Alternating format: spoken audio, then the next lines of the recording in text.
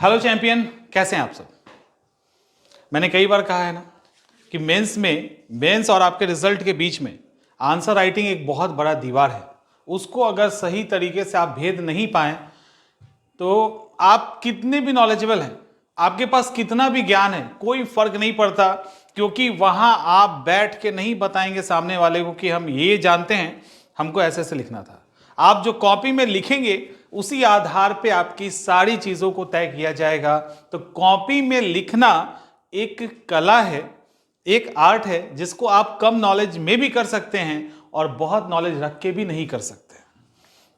चलिए एक और बात, फिर से हमारा थर्ड लॉट तैयार है और अच्छा लग रहा है कि आप लोगों ने बिलीव किया है हमारे टेस्ट सीरीज पे।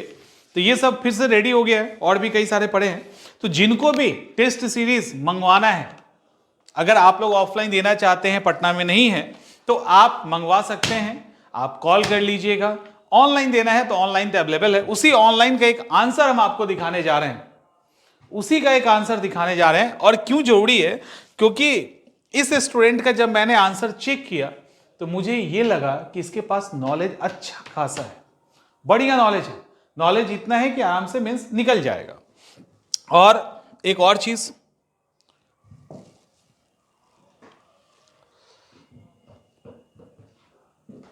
कि एक और चीज है, वो है, अच्छा इसको पहले कि नॉलेज इसलिए है कि कुछ एक क्वेश्चन दिखा रहा है कि नहीं बढ़िया इसने लिखा है। जैसे ये वाला सवाल, इस सवाल को इसने अच्छा लिखा है। मैं इसको बड़ा कर दूं।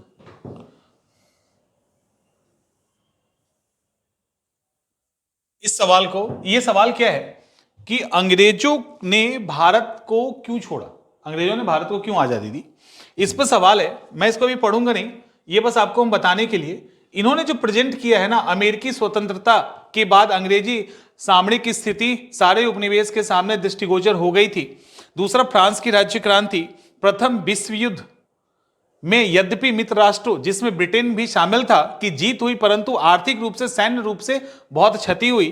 द्वितीय विश्व युद्ध, ऐसे ही करते करते इन्होंने जो एक्सप्लेन किया है वो सही किया है। लेकिन जब बारी आई एक आसान से सवाल की, तब मामला पूरा उलट पुलट गया।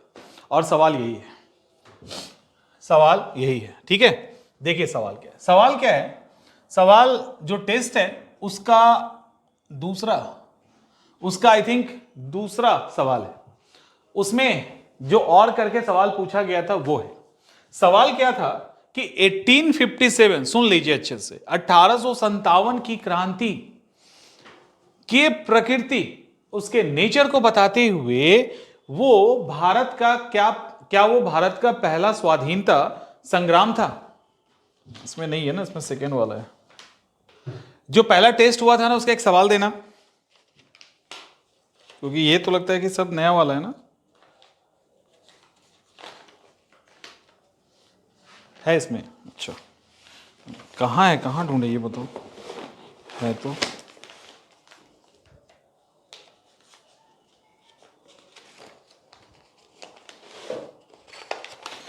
दूसरा ला के दो एक।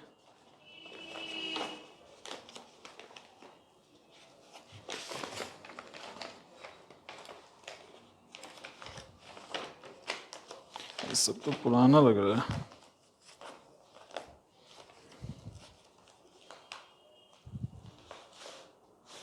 कोई नहीं, छोड़ दो छोड़ दो छोड़ दो, मिल गया, रहने दो। सवाल है इसी टेस्ट का है, पहले टेस्ट का है।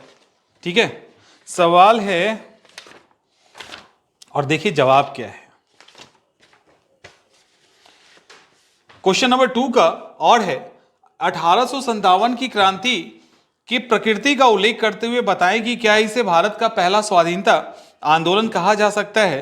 Referring to the nature of the revolution of 1857, explain whether it can be called India's first independence movement.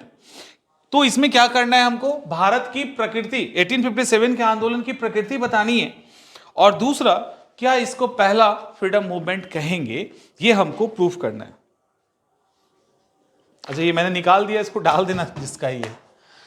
ठीक है, अब 1857 की क्रांति, अब देखिए लिखना क्या था, नेचर और वो इंडिपेंडेंस पहला फर्स्ट इंडिपेंडेंस मूवमेंट है या नहीं, ये प्रूफ करना था ना।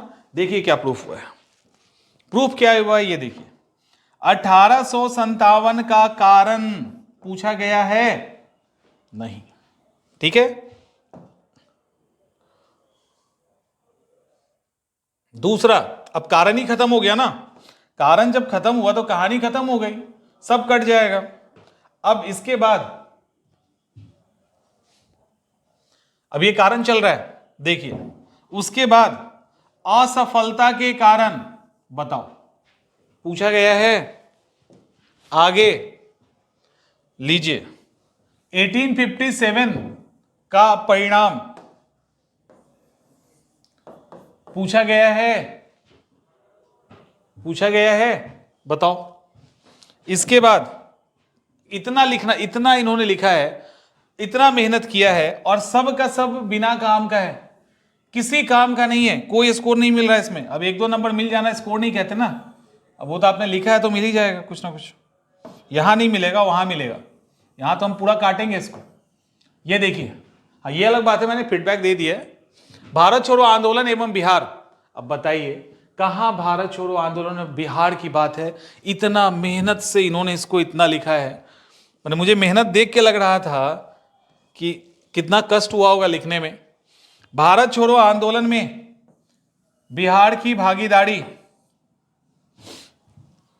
अभी तो जाहिर है सरकारी आंकड़े फलाना ढिमाका। अब देखिए यहां पे जयप्रकाश नारायण की भूमिका बताओ,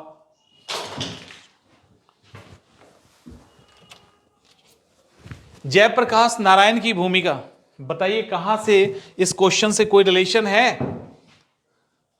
इसके बाद और नहीं, अब जयप्रकाश नारायण कैसे भागे वागे वो सब इन्होंने बता दिया, सब बता दिया। आजाद दस्ते को भी बताएंगे, ये तो डीआई, ये डीआई का सवाल है, चलिए तो सब बता दिया। यहां पे देखिए साधारण तोड़ फोड़ फलाना ढिमाका जो भी है उन्होंने सब बता दिया, लेकिन और कंक्लूजन कुछ है कि नहीं है? भारत छोड़ो आंदोलन संभवतः भारतीय स्वतंत्रता के लिए अंतिम निर्णायक युद्ध साबित हुआ एवं भारत 15 अगस्त 1947 को आजाद हुआ, इसीलिए कहते हैं।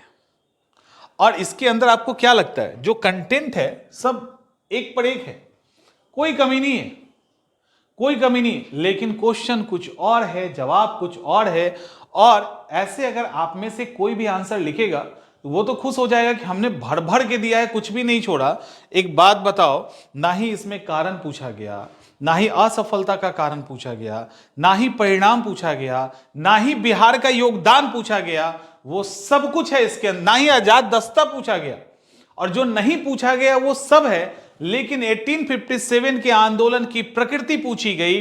1857 के आंदोलन क्या भारत का पहला स्वाधीनता संग्राम था, यह पूछा गया। यही दोनों गायब है, यही दोनों गायब है। कैसे नंबर मिलेगा, कैसे नंबर मिलेगा? क्या आपको लगता है इतना लिखने वाले के पास नॉलेज नहीं है?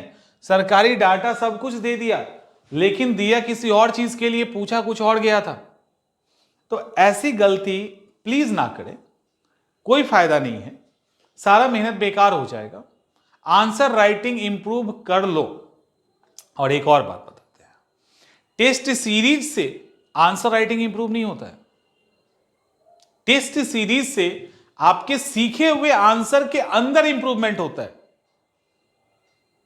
अभी हम इस पे एक डेडिकेटेड वीडियो अपलोड करेंगे ताकि आप लोगों का कंफ्यूजन दूर हो जाए, ठीक है? जो सीखा हुआ आंसर है ना, उसमें आप उसको किस फ्लो में डालना है, ऊपर नीचे जैसे तैसे जैसे जो करना है वो होता है। आप आंसर राइटिंग टेस्ट से नहीं सीखते। आंसर राइटिंग सीखना अलग होता है। टेस्ट दिया जाता है with in A time frame, अलग अलग तरह के क्वेश्चंस हम लिख पा रहे हैं कि नहीं, उसमें आगे पीछे है तो थोड़ा बहुत सुधार हो सकता है। लेकिन आप सोचोगे कि उससे आपका आंसर राइटिंग स्किल डेवलप हो जाए टेस्ट सीरीज से, ऐसा नहीं होता। जैसे प्रीलिम्स का टेस्ट सीरीज देते हैं, तो क्या प्रीलिम्स का टेस्ट सीरीज देते हैं तो आपके सारे प्रीलिम्स के फैक्ट क्लियर हो जाते हैं कि टेस्ट सीरीज देने का मतलब ये होता है कि एबीसीडी में चूज करना हो तो कैसे करेंगे, उतने कम 2 घंटे के अंदर हम कैसे सारे क्वेश्चंस को सॉल्व करें, कैसे ओएमआर सही से कलर करें, प्रेशर आएगा तो कैसे हैंडल करें, ये सारी चीजें इन्वॉल्व होती है ना उसके अंदर। तो वो एग्जाम के लिए आपको तैयार करता है, ना कि उसके टेस्ट के लिए, आंसर राइटिंग इंप्रूवमेंट के लिए। तो वो चीज आपको यहां पर भी ध्यान रखना है कि इस तरह की गलती अगर आप कर रहे हैं, अभी आपके पास इनफ समय है, आपने सही तरीके से पढ़ाई किया है, आप उसको इंप्रूव कर लीजिए और हो जाएगा, 100% हो जाएगा। क्योंकि जितना आपने इस पे लिखा है ना, या आप लिखते हो या आप जानते हो, उसी को सही तरीके से प्रेजेंट करना है। ये गलती नहीं करें, ये आपको हम समझा रहे हैं, उसको समझ लीजिए, ज्यादा बेहतर है। उम्मीद करते हैं चीजें समझ में आ गई होंगी, नहीं तो क्या किया जा सकता है, हम समझाएंगे, आप समझते रहिए। मिलते हैं हम लोग नेक्स्ट सेशन में।